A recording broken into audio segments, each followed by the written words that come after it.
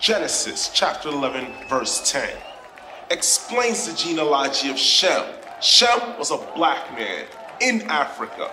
If you repeat this fact, they can't laugh at you. If you repeat this fact, they can't laugh at you. If you repeat this fact, they can't laugh at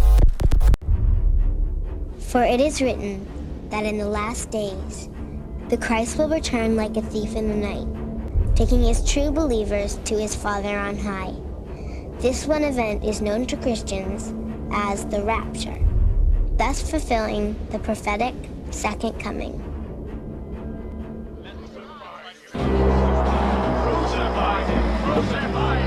In the beginning was the Word, and the Word was with God, and the Word was God, and the Word became flesh.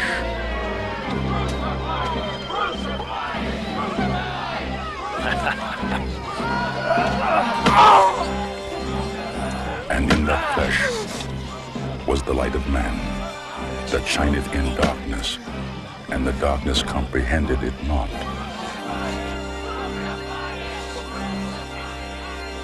Oh. Father, forgive them, for they know not what they do. They called him the Son of God, the Prince of Peace, and yet he was denied by his own people and condemned to die on the cross under the governor of Judea, Pontius Pilate. Let her pass. She's his mother.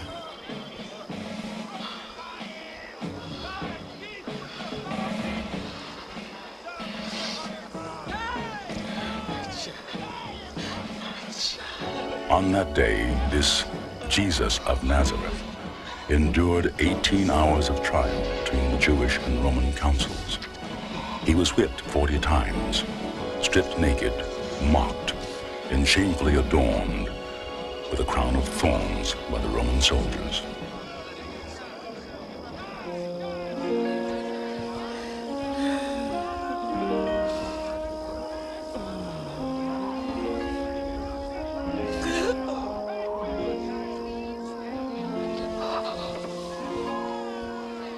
My God!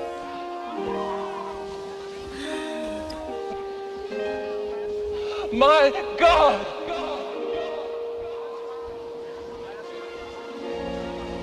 Why hast thou forsaken me?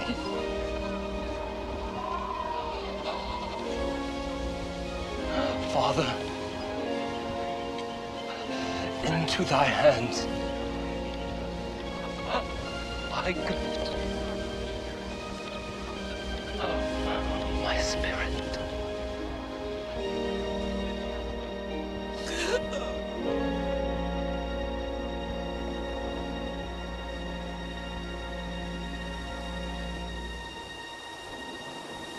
It is finished.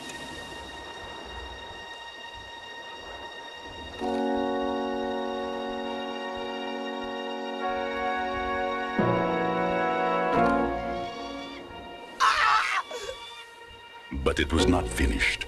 It was only the beginning of a reign. The reign of the King of Kings, who promised he would one day return to take with him all who believe in the Son of Man, the light of the world. Hey!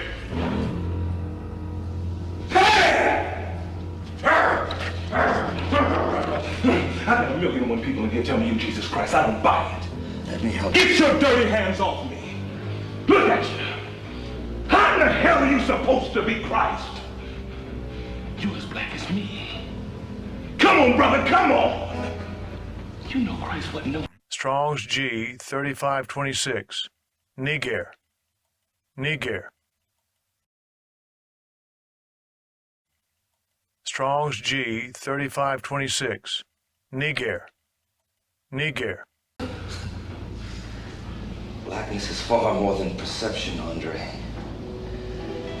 Blackness is also that which is inherited through ancestral lineage.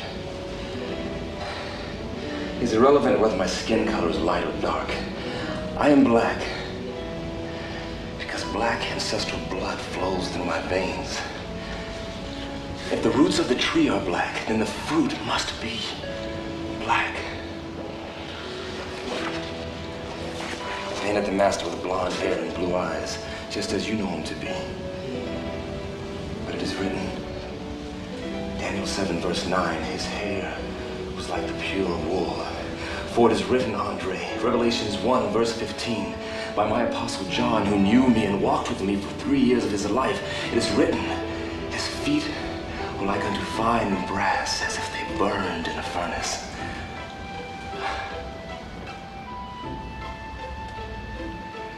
You must understand, my friend, that my Father created me from all people, for all people.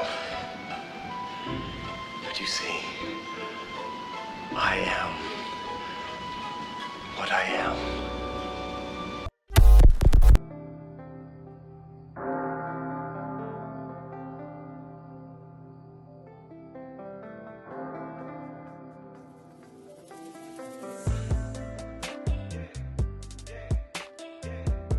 Hard to believe that 25 years ago, my brother Frank, my sister Marlo, and I, and a bunch of friends and family created a film called The Second Coming. We never knew 25 years later that people would still be asking questions about the film itself, The Second Coming, and that very recently the film was inducted into the National Museum of African American History and Culture at the Smithsonian in DC. So here we are 25 years later.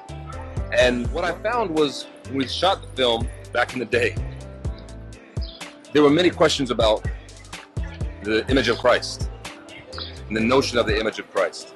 So we wanted to kind of really just explore that. And that's what our film did. So our film poses the question, what did Jesus look like? And does it matter what he even looked like? So, you know, at the time when we shot this film 25 years ago, I wanted to very much start a conversation, and we did. We took it all the way to the Phil Donahue show. And some of you may not remember the Phil Donahue show. It was the #1 talk show on television before Oprah Winfrey. And we did an entire show about this movie, The Second Coming, and the notion of Jesus being a man of color. All right, question for our audience. What color was Jesus? That's right. Here's who's here. Blair Underwood joins us.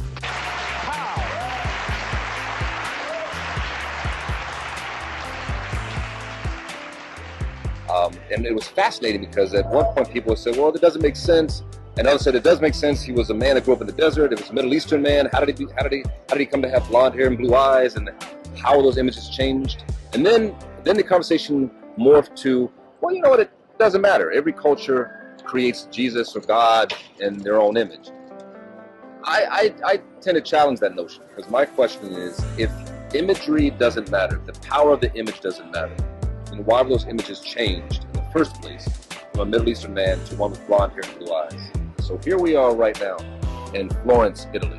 We're at the famous Duomo Cathedral. And we're in a city filled with history of iconic pieces of art and artifacts by our greatest artists like Michelangelo, Leonardo da Vinci, and many others. And many of those images were changed in this city, on this continent. At the end of the day, what this film is about, and what I wanted to say as a filmmaker and as an artist, was that it doesn't matter what anyone looks like. It doesn't matter even what Jesus even looked like. What matters mostly is, what does his heart look like? Listen, Genesis chapter 11 verse 10 explains the genealogy of Shem. Shem was a black man in Africa. If you repeat this fact, Genesis 14 verse 13, Abraham steps on the scene. Being a descendant of Shem, which is a fact, means Abraham too was black. Abraham, born in the city of a black man, called Nimrod, grandson of Ham. Ham had 4 sons. One was named Canaan. Here, let me do some explaining. Abraham, Isaac was Jacob had 12 sons, for real, and these were the children of Israel. According to Genesis chapter 10, these were the children of Israel. According to Genesis chapter 10. children of Israel, according to Genesis chapter 10.